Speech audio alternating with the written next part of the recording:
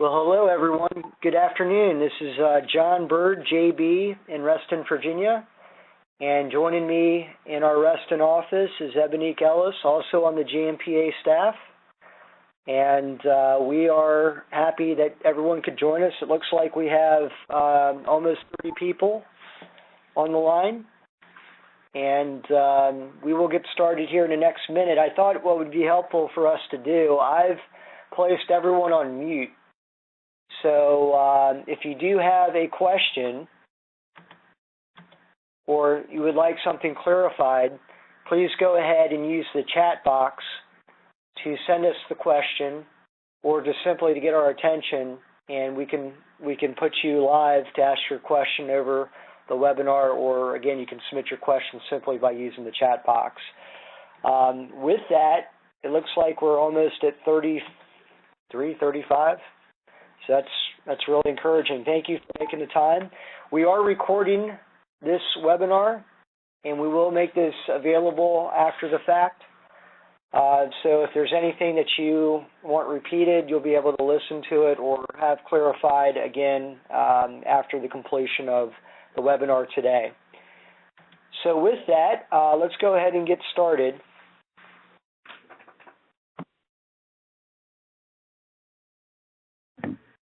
So once again, we are here this afternoon to go over a couple of different items. First of all,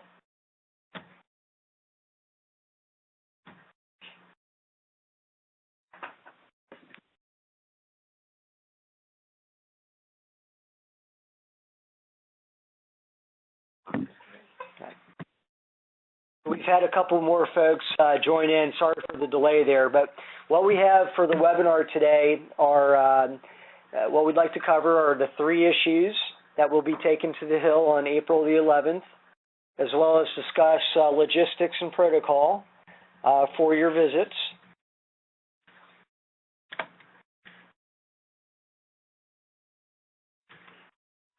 And before we do that, I know that I recognize a lot of familiar names on this the webinar itself so far. However, there might be a few folks who've never been to the Hill, so please bear with me and be patient here. But this is basically the process for how a bill becomes law. Pretty interesting flow chart there. We just wanted to let you know about the different steps in the process that a bill takes from being drafted to actually being signed into public law, signed into law by the President.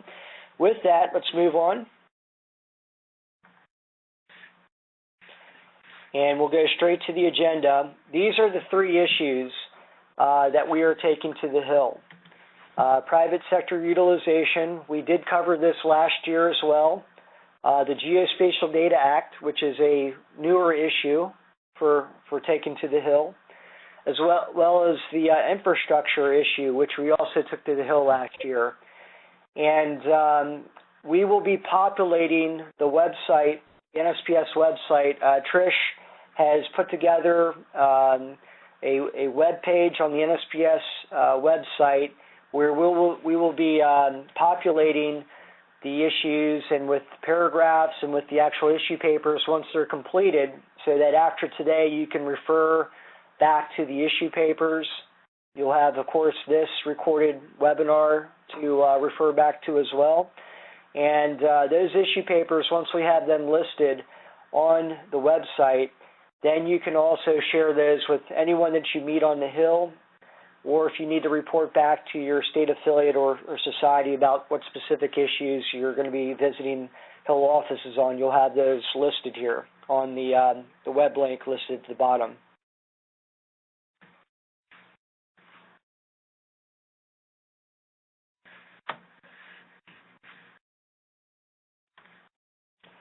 So we'll get into the specifics now. What we'll do is for each of the 3 issues, we will cover the 3, and then we'll follow up and summarize what our ask is. What are we actually trying to accomplish on April the 11th?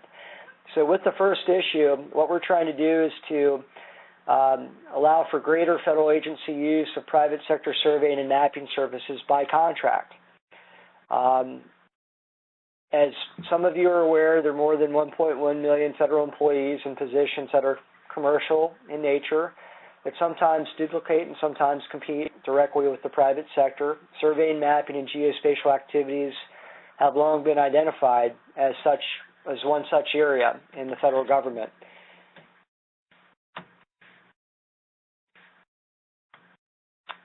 So what we were trying to do is to also let folks know that there's definitely a need and a role for government employees in the surveying, mapping, and geospatial activities. What we'd like to make sure is that the focus of each agency personnel maintains itself on inherently governmental activities, therefore the standards, specifications, development requirements, coordination of administering contracts. And then for commercial activities, including data acquisition, processing, and so forth, that those are where the government can leverage the capability and capacity in the private sector. What the main bill that our members have been focusing on the last several years, and again we went to the Hill last year on the bill, is what we call the Freedom from Government Competition Act, which puts in play a term we use or a phrase we use known as the Yellow Pages test. And that is, if there's a private company or several in the Yellow Pages that provide these kind of commercially available products and services, that the government should take a look at seeing if we can put more work out to the private sector and see if, again, if the surveying, mapping, and geospatial expertise in the private sector can best be leveraged by, in this case, a federal agency. The two bills connected to the Freedom from Government Competition Act, they have both been introduced in the House. It's H.R. 1339 by Mr. Duncan of Tennessee, and then in the Senate, S. 506 by Senator Thune, who's the chairman of the Commerce Committee in the Senate. Most recently, the House bill, as in earlier this month, was subject to a hearing in the House Committee on Oversight and Government Reform. So the timing of April 11th and your visit is very relevant in the sense that one of the committees has already begun the process to take a look at the bill and hopefully move it in the right direction.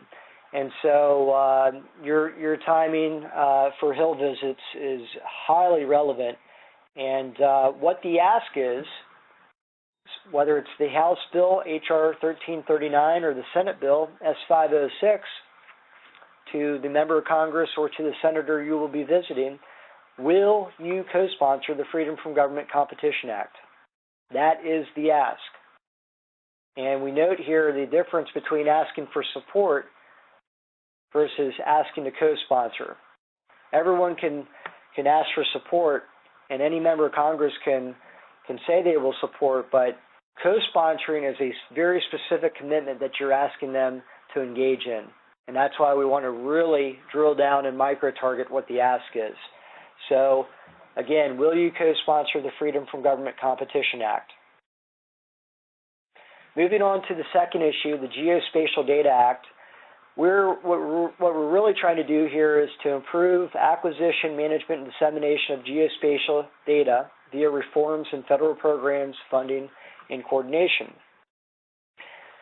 Many of you are aware that last year, Congressman Bruce Westerman of Arkansas and Senator Hatch of Utah introduced a version of the Geospatial Data Act, and you see the two bill numbers there, 3522 in the House and an S 1253 in the Senate. As a result of the bill being introduced, and a couple of items and actions that have taken place after the fact, what the bill is actually highlighted is that there's quite a chasm in the geospatial community. And as a result, it could jeopardize the chances to reform and improve coordination and use of geospatial data.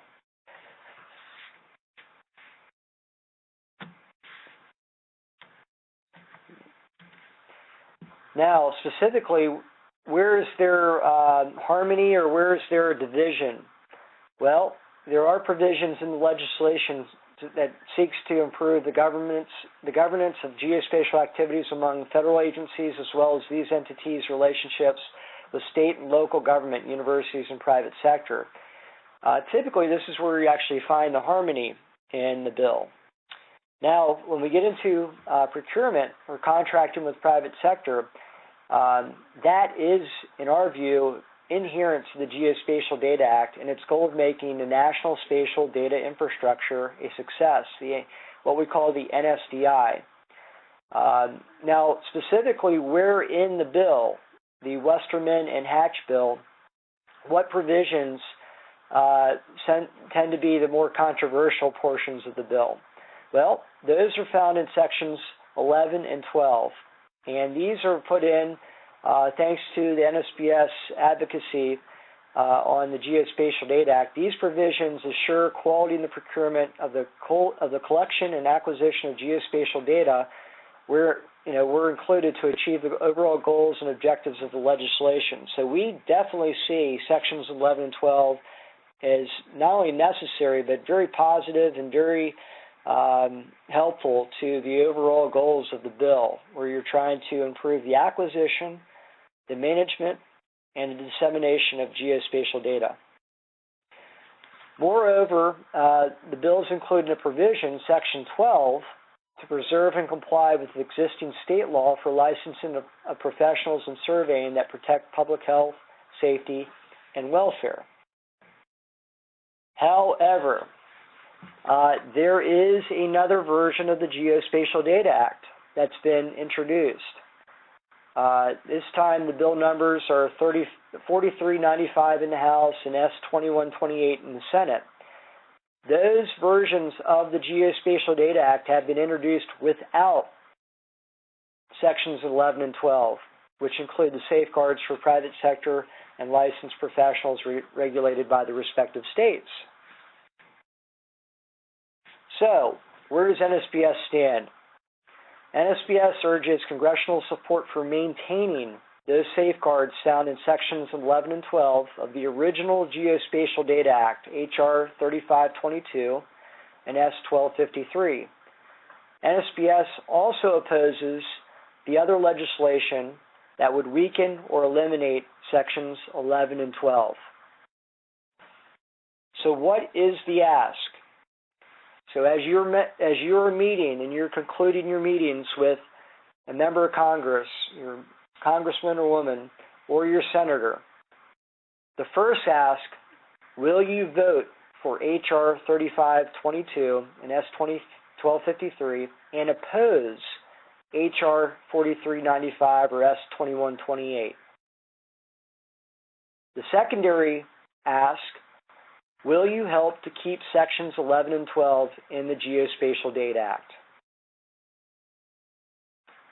So this is going to be, in our view, of the three issues, because we're asking for two specific actions, and because there are two different versions of the bill, this is going to be the trickiest of the three issues in our view.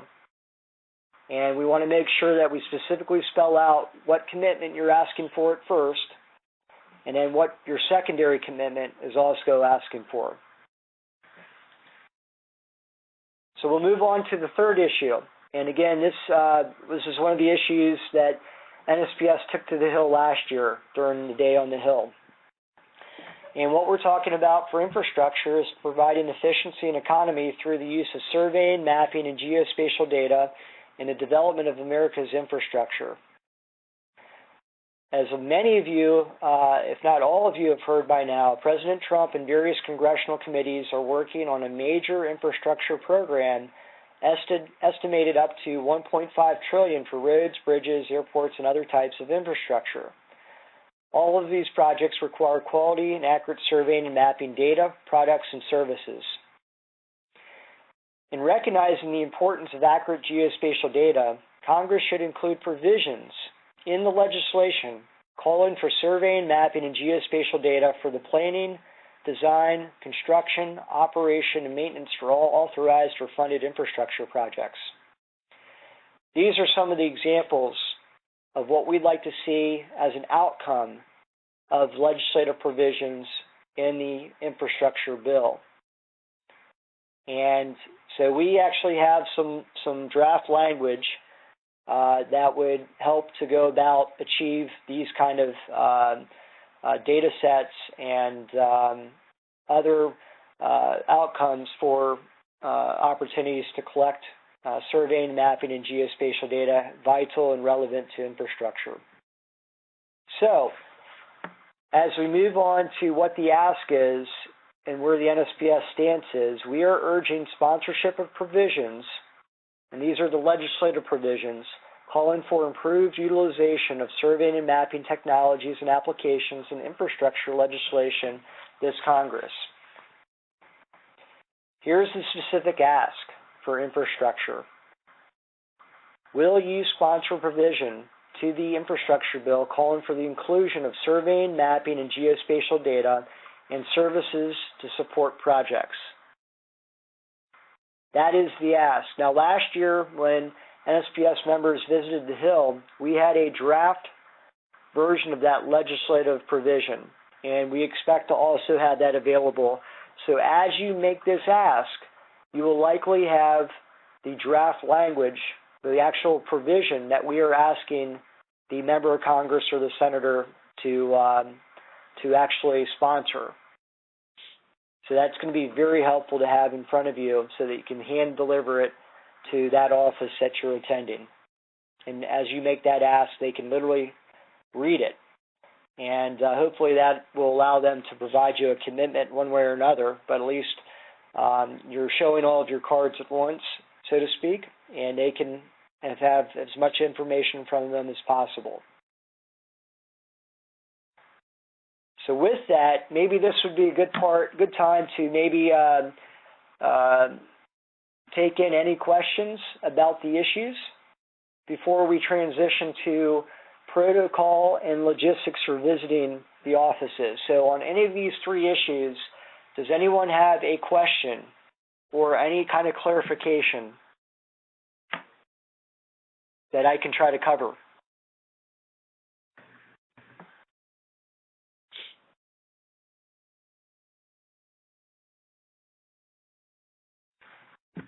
And apparently there was a message earlier, I don't know if it was how recently, but there was a question, will you have one-page position papers for the three issues for us to hand out? Yes, we will. We will probably finalize those issue papers early next month. And what we tend to do, we've and I'll get to this here shortly when it comes to logistics, but we have already submitted a one-paragraph summary of each issue to the scheduler or to the staff person who is helping schedule these appointments on April 11th. And we've also submitted those to those states that have decided to schedule their own appointments. So we've used an outline for those issue paragraphs, but a good portion of the issue paper we are still trying to finalize. We, especially on an issue like the Geospatial Data Act, we are still receiving information every week that is incredibly helpful, but for finalizing the issue paper, we've chosen to wait until April when we have the most up-to-date intelligence as far as what's happening on that bill before we finalize the issue paper. But to fully answer the question, before you go up to the Hill, you will have a copy when you come in and register and take part in the April 10th training day. You will have a copy of all three issue papers there, and I'll also mention what we'll do for those of you who are arriving too late to take part in the session on April 10th. We will have packets with all the issue papers in them for each of your respective congressional delegations. So I'll get into more specifics there about that here shortly. The next question is, that came in through the chat. Someone is asking us, I've received pushback from a member about the Freedom from Government Competition Act, which said we were trying to take his job. How can we answer that if it comes up? Without having the full context of who the member is, whether that's a congressional member or a staff member or someone else, what we would say is that our default on this is that any kind of inherently governmental activity, for any kind of inherently governmental activity connected to a surveying, mapping, or geospatial program in the federal government, we need federal employees to run those programs, to have a fiduciary responsibility to the taxpayer to make sure the taxpayer money is spent as efficiently as possible. And we need intellectual capability and capacity for folks who know surveying and mapping and geospatial. And so we like to think that this is a best practices, best version of a public-private partnership where the government wins, the private sector wins, the taxpayer wins, and most importantly, when it comes to the management of the data, that's one thing. The actual collection of the data is another thing. And that's where we think we can have a positive version of a public-private partnership, and that's where we think the Freedom from Government Competition Act comes into play and can be a benefit. And so without having additional information, that's about as detailed as I can get on that specific question. Another question is, how well do we need to know the language in each bill? Well, we have provided the bill numbers. If anyone wants to go and check online what the bills actually say and how they're expressed, you can do that now for each of the bill numbers we've provided, whether that's the Freedom from Government Competition Act or the Geospatial Data Act. And again, there are two versions of the Geospatial Data Act. So one of the bills, I believe, is 7 pages long. The other bills are in the 20s, 30s range.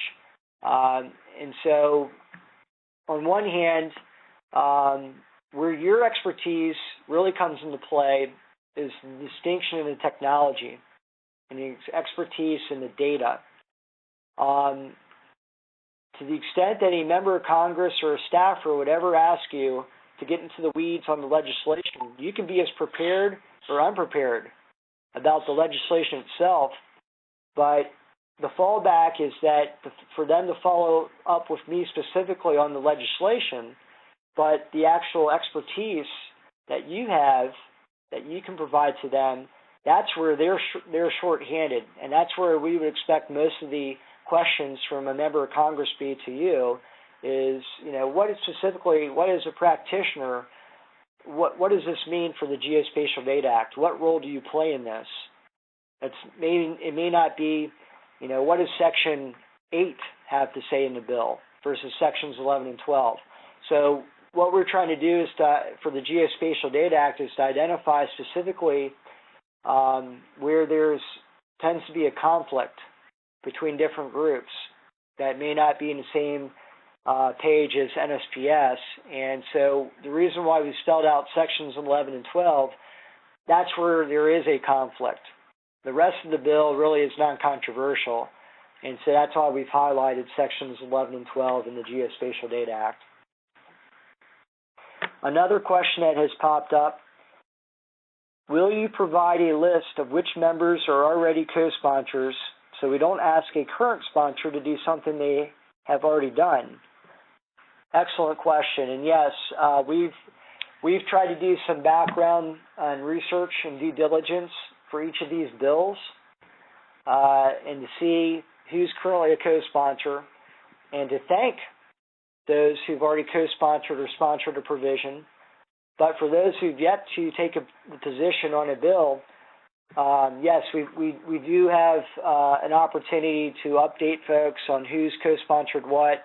What I would suggest is that for those who are really interested in making sure that their member of Congress or their senator, where they stand on the bill, to dovetail into the previous question about finding the bill online and reading the text if you so would like,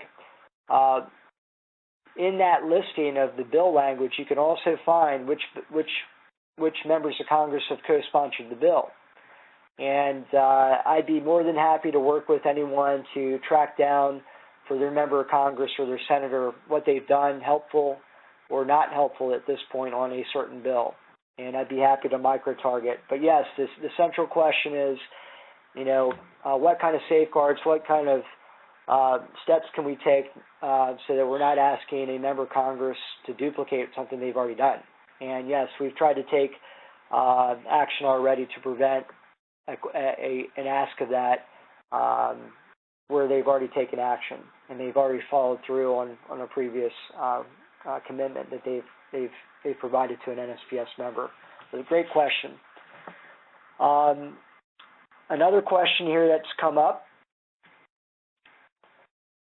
Our lobbying firm wanted to know if I wanted them to set an appointment with our governor's staff. And I don't see the rest of the question here.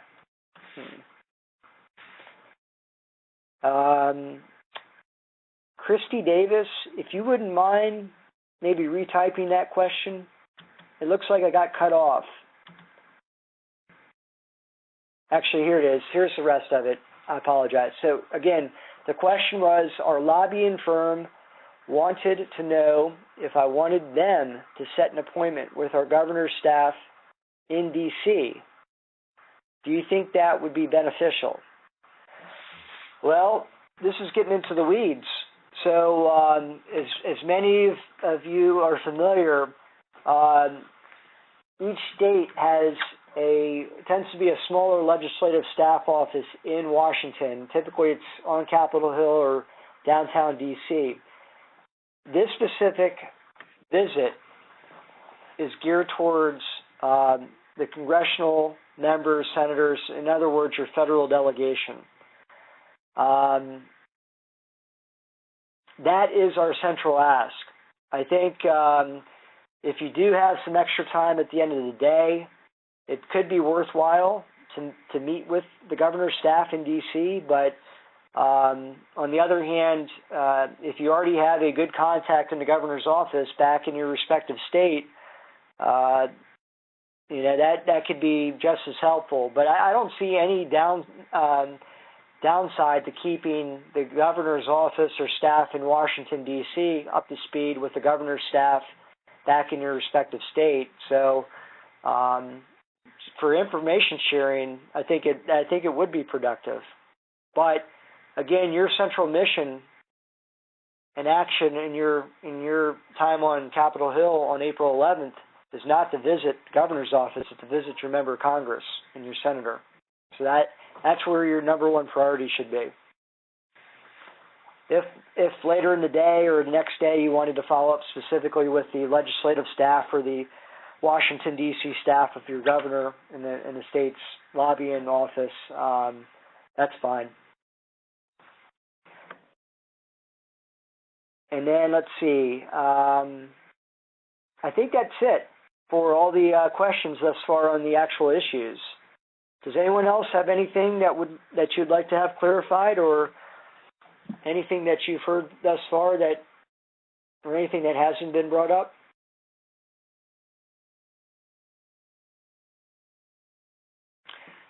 Okay, it doesn't look like we have any other questions on the issues.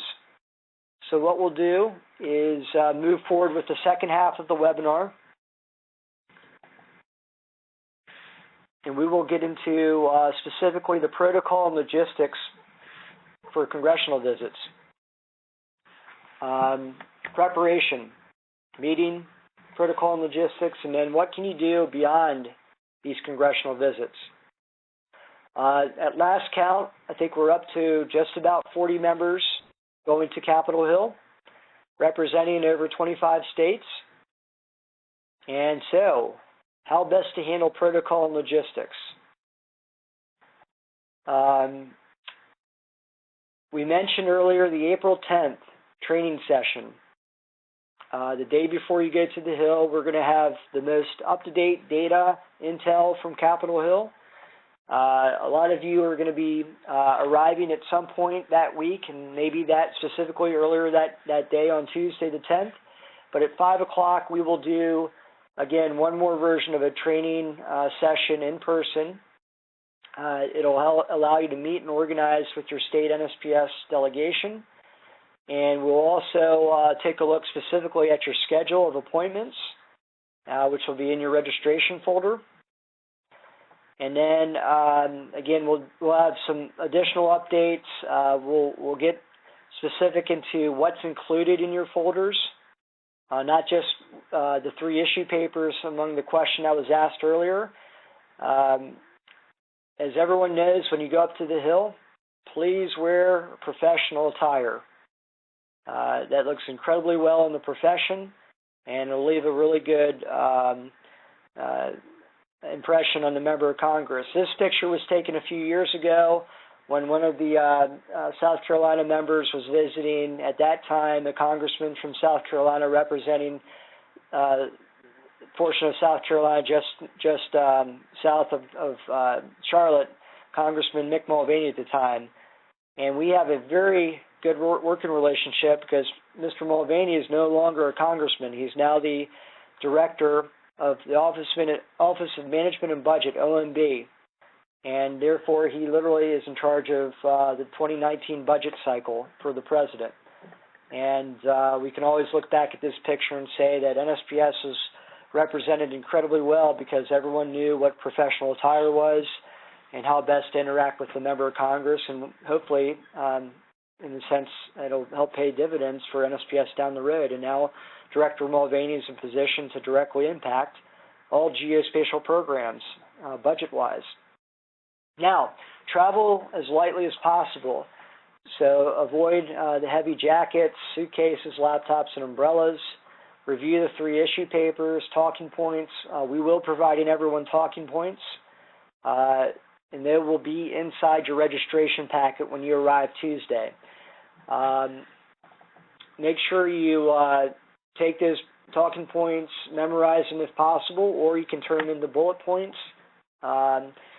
Also, do some due diligence on your respective senators or members of Congress. Identify which committees they're on, and that'll help coordinate with your other meeting participants, or if you're going to be by yourself, that'll make it a little bit easier. But at the very bottom there, you'll see designated discussion leader. That's incredibly helpful. These are all things that you can accomplish on Tuesday, April 10th, when you sit down and work through this with your state delegation. So what we recommend on Wednesday morning, you're going to have a lot of competition for how to actually get into D.C., whether that's Metro, whether that's a cab, whether that is Uber, Lyft, whatever which way you're going to. In some cases, I know 1 or 2 members have actually walked across the bridge when we were down in Alexandria. That's a different story. We're in Arlington now. But on April 11th, House and Senate will be in session. The federal government will probably be still open. So you're going to have a lot of competition getting to the Hill, getting either over the bridges, or if you're taking the Metro, it's going to be packed. So we definitely recommend departing early from our hotel in Roslyn, Arlington, and bank at least an hour of time to get to your first appointment. If you want to go up and have some breakfast, or if your first meeting's early afternoon, make sure you get up to the Hill and maybe get some food for lunch. And that way, again, you've budgeted time for a meal, you've budgeted time for getting up to the Hill. Now, if you're going straight to the House side and you are going to take a Metro, we recommend taking the orange, silver, or blue line to Capitol South Metro. That will place you about 1 block away from the Cannon House office building. The other 2 buildings are pretty close, so that's a very, very quick walk from the Capitol South Metro stop if you are going straight to the House side. On the Senate side, you have a couple of options, but if you do take the Metro, you will need to switch over at Metro Center onto the red line. However, if you did go to the House side, to Capitol South, you can also walk across the Capitol Plaza. If you are not arriving until Wednesday morning, and you are planning to head directly to Capitol Hill for your visits, please contact me using my email, and we can assign a rendezvous location on either the House or the Senate side to make sure you have all of your packets. And I know some of you have late afternoon flights or not getting in until literally Wednesday morning. And please let me know as far in advance as possible. Some of you have already indicated to Sally on our staff that's the case, but please follow up with me directly, and we will make sure that we connect the dots for you as far as where to meet me so that we can distribute your packets so that as you arrive on the Hill that you have just as much information in all the packets as possible as those that showed up on Tuesday. Now, what is going to be in the Member of Congress folder? We have prepared one folder for each office you'll be visiting. Do not remove any info from this folder. Other than attaching your business card to the folder, no additional office information is permitted. Focus exclusively on NSPS. These are the assets when you go up to the Hill we know about. You should know about. Of course, you. What is your schedule? That is an asset. How are you going to stay disciplined on budgeting for your time on the Hill? Getting to, staying on, and departing the Hill. The 3 issue papers that we've already discussed. The issue talking points we've already discussed. And then the NSPS staff. We will have several of us located around the Hill. For those of you where it's your first time going to the Hill, we will do our best, if you'd like, to have one of us attend the meeting with you, specifically your first meeting, and we then we'll help you through that first meeting. And if you need us to stick around for a second or any other meeting, we could probably work that out. But at the bare minimum, let us know if you'd really like NSPS staff like myself to attend and be in that meeting with you. And it tends to be something that a lot of first-timers, a lot of rookies, if you will, would really like us to help out with. So we'd be more than happy to do that. Ebonique on our staff has created a Capitol Hill visit report form online. And I'll get into more logistics about this, but we did this last year. We have set up our own version of a new version this year. And we will highlight that probably on April the 10th in a little bit more detail. But again, the online report form is vital because while it's an asset to you, it really is a strength for me down the road because that's what I'm going to rely on for a lot of your feedback and commitments that were made in your meetings with Member of Congress and senators. So, most importantly, you are the expert, you are a constituent, you are a resource, you are a voter, and they listen to you, whether it's the senator, the Member of Congress, or their staff. That is their job. They are experts at writing legislation, drafting legislation, moving a bill through the legislative process. You are the expert in so many ways as a practitioner, and it's in their best interest. Actually, listen to the practitioner, you, and that's where there's a great relationship there and a great opportunity to leverage each other's capabilities. Execution. Here's what the most likely scenario is for I would say anywhere from 60 to 90% of you. This is what's going to happen. You or staff will kick off the meeting. The Member of Congress or senator will join in progress. The Member of Congress or senator will leave in progress, and then the staff will remain, which is who you will conclude the meeting with. Now, there are going to be all sorts of variations of this, but this is typically how a standard meeting goes. Plan on 15 minutes for each meeting. Introductions, brief, issue discussion. That's where you should spend the majority of your time between the issue discussion and pushing commitments. But from minutes 3 to 10, that's where you get into the one issue or potentially the second issue of the 3. And that's where you spend, again, a good portion of your time advocating. This is where you use your talking points, your bullet points per issue. And then typically, hey, it's an election year. These members of Congress, they're pretty savvy. Typically, they like to take photos, and this is a good option at the end of the meeting if they're still around, or at least have the staff member take the meeting photo of the fact that you were in the office. Typically, they take the photos up against the American flag or the state flag or something where it's a nice backdrop. And make sure you keep those photos. Make sure to send me and Trish those photos, and we can utilize those for a variety of purposes. Make sure to take those photos and take them back to your state affiliate, to your state society, and showcase those. Those are great, not only metrics, but it's a great takeaway, if you will.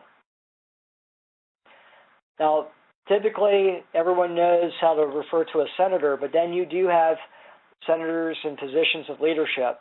So if you're meeting with Leader McConnell of Kentucky or Leader Schumer of New York, that's typically how you would differentiate between a rank-and-file senator versus a senator in the leadership areas. In the House, Congressman, Congresswoman, Representative, Mr. and Mrs. Smith, and so forth. Now, you get into leadership, Mr. Speaker, Paul Ryan of Wisconsin, Madam Leader, Nancy Pelosi of California. And then you get into potentially chairmen and women of the different committees. But the rule of thumb here is do not be informal unless they say, you can call me Mitch, you can call me Nancy.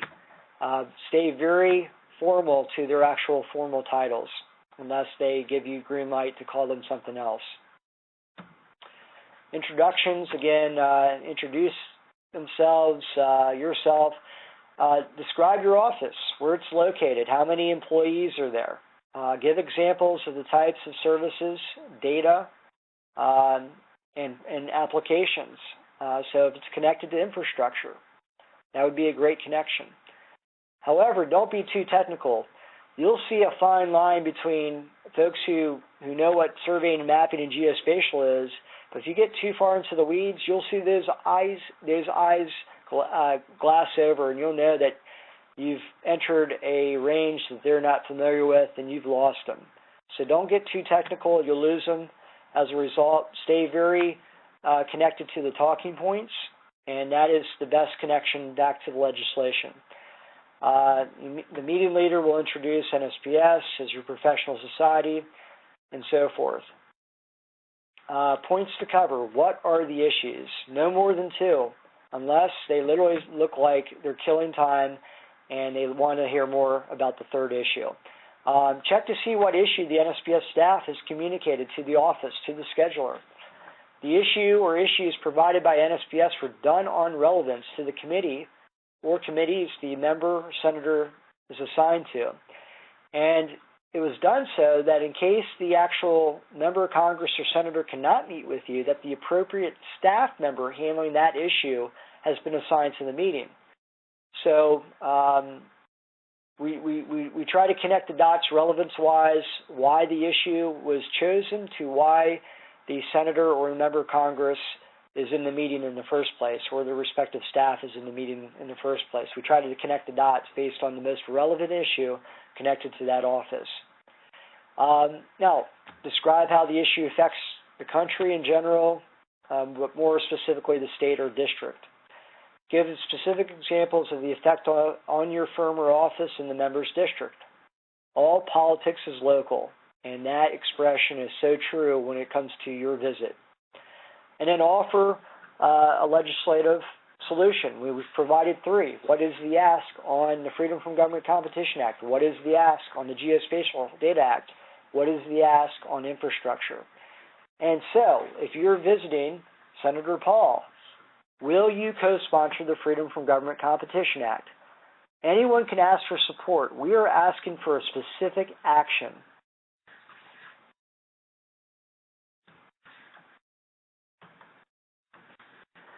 Now, be flexible.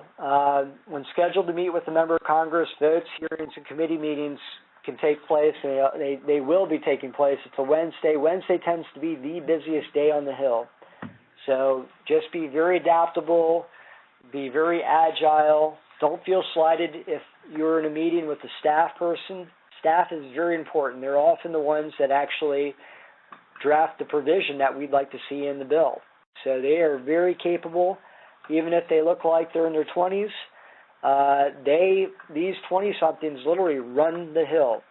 So please do not feel slighted if you are in a meeting solely with staff and the staffer looks like they literally just graduated from college. These are very energetic, they're very motivated, they're very intelligent, and their job is to best represent that state, that member of Congress, that senator, and it's in their best interest to listen to a practitioner like yourself.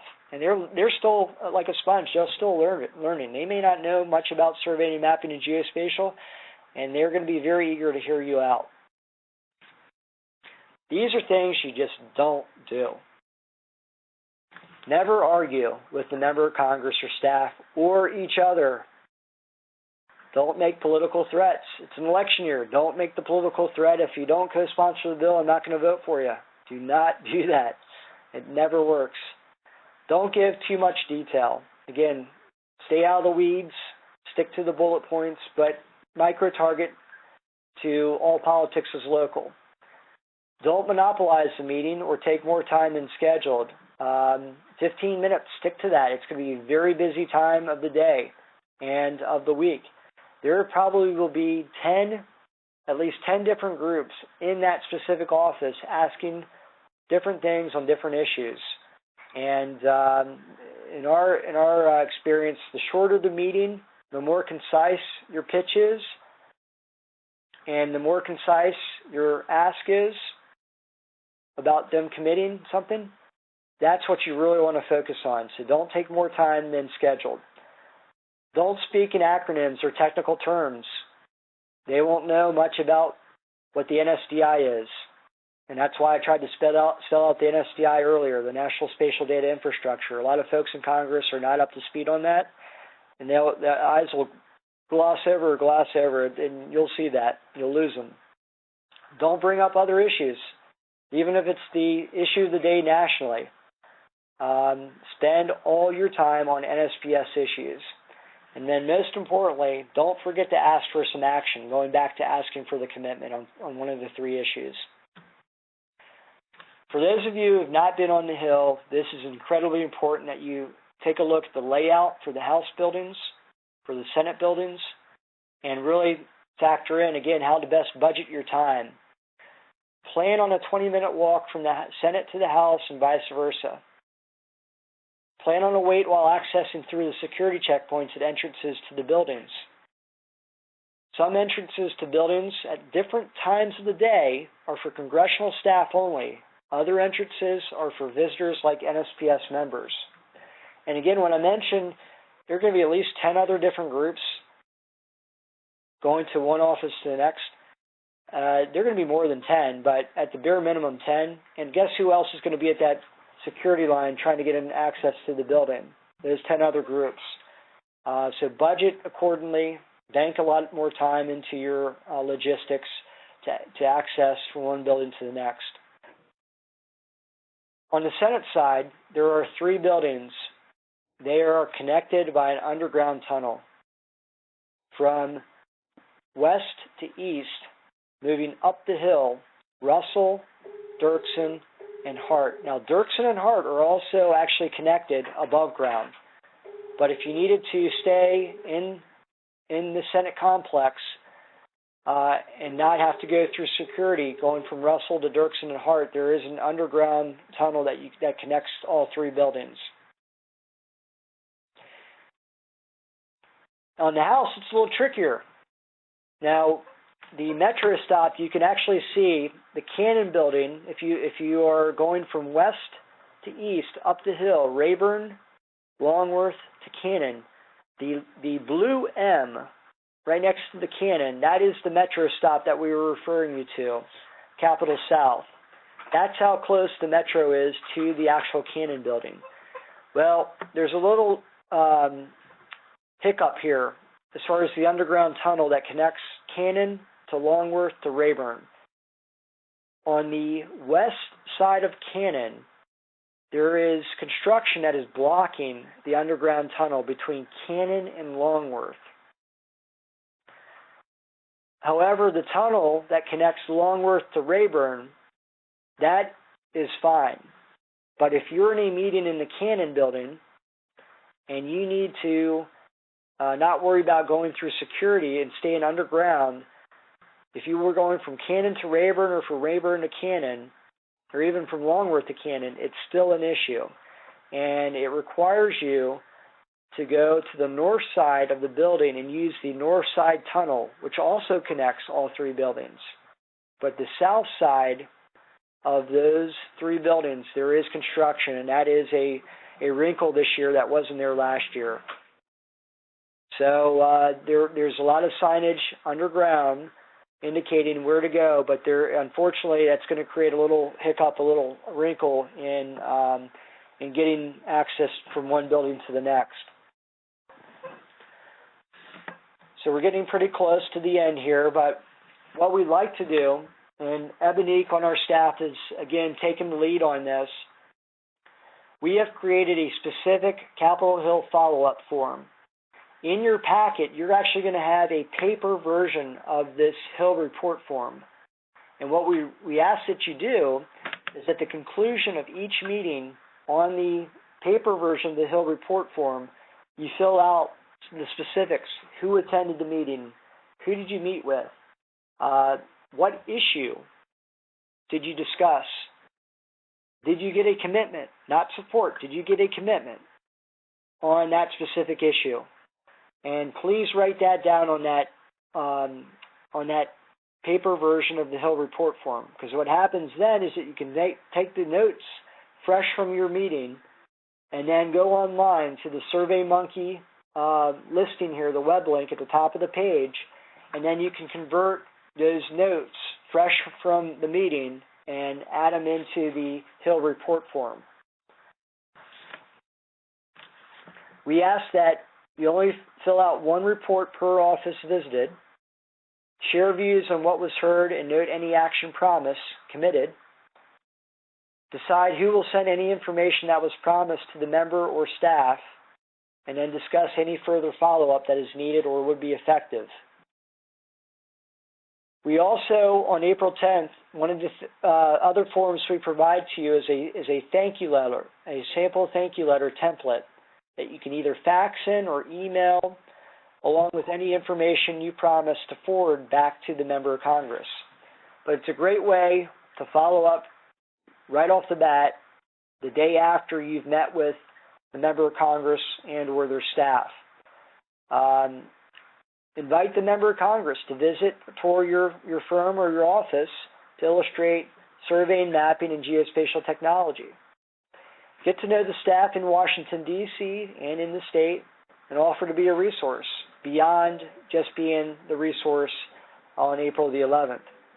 And we like to point out that the political relationship is a process. It's not a one-off event. Here are the other roles that you can fill as a member. Attend town hall meetings back in the district, back in the state. For those of you who've attended town hall meetings, you're probably already aware that 90 to 95% of those meetings end up being incredibly negative, and it's all about criticism. It's about the negatives of where a member of Congress stands. However, if you attend and thank a member of Congress for doing something for the surveying profession, they will remember, and they'll actually remember your face and a positive comment. Those stick out. And we would highly recommend going and attending the next town hall opportunity to ask a positive thank you, or in other ways shed light on the positive that a member of Congress has done. Even if it's a member of Congress or senator where you agree maybe 10% of the time, let's find some areas of agreement and highlight where that member of Congress has done something right, or listened to you, or has taken a positive step to benefit the surveying profession. Like we said earlier, invite a member of Congress or a senator to visit your business or office location to learn more about your expertise and your workforce, additional voters. Correspond with key staff. These thank you letters and regular check-in, they pay attention. And then lastly, the NSPS PAC, that is invaluable. That gets, obviously, the doors that you open are so helpful. Those Capitol Hill visit report forms are so helpful. That's the latest intel that I can act on. What really helps, though, beyond that, is our additional doors that we can open based on supporting federal candidates through the NSPS PAC. And I'd be happy to have a conversation offline for anyone that would like to follow up on that. But those are, I think, the 4 key areas that, as NSPS members, you can continue your role beyond April the 11th. So with that, does anyone have any questions that I can try to take right now to clarify anything, whether it's the issues? We have a few minutes remaining before our time runs out. So I will go to the chat box now to see if anyone's asked a question, or if anyone wants clarification, please do so now.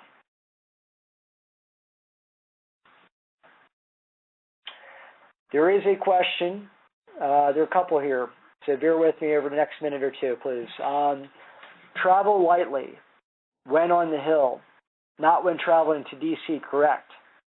Correct.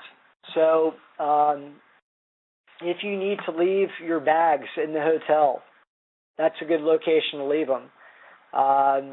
Please do not bring all of your heavy lifting to the Hill. You're going to notice it after your first meeting for sure. And if you have to lug all your luggage around all day, you'll see in some ways how counterproductive that is.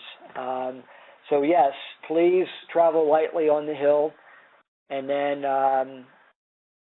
again, if you're able to make your travel pattern set so you can collect your luggage and anything else that you've traveled with that you're not taking to the Hill, that's where we would recommend leaving your luggage and other, whether it's coats, professional equipment, anything else. Another question. The next question is, sorry if I missed this, but will there be a meeting room reserved where we can drop off extra bags? No, we do not have an extra meeting room this year. So travel light, plan on getting breakfast on your own, lunch on your own, get a snack on your own. What we really ask that you do is to business attire and carry around the NSPS packets. That's what we're looking for as far as the bare maximum, as far as what you will take into the Hill. Another question is, will we receive our schedule before arriving to D.C.? Great question. We, I think, are trying to relay beforehand, but most likely, no. Because typically what we find is that even when we have a confirmed schedule, as you're traveling, or even on the day before your Hill appointments, we get a call from a member of Congress from their scheduler, and they change stuff on us. So we just prefer to provide you a schedule in person on Tuesday the 10th. And that was going to be the most up-to-date information. Instead of giving you something a week out where it's going to change, we just prefer to just give you something where it could still change, but it's not a week out, it's a day out.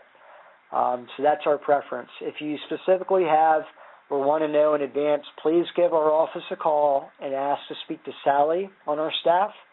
The number here that you can reach us is 703-787-6665. Again, 703-787-6665, and ask to speak to Sally on the JMPA staff.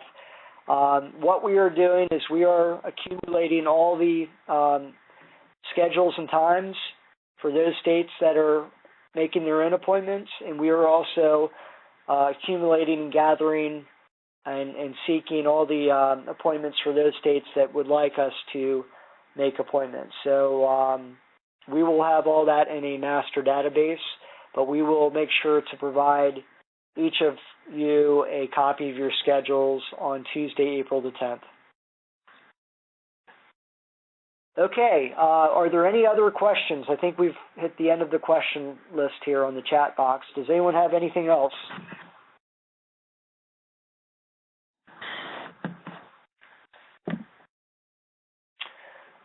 All right, well, thank you all very much for your patience. It looks like we're just about a minute or so over.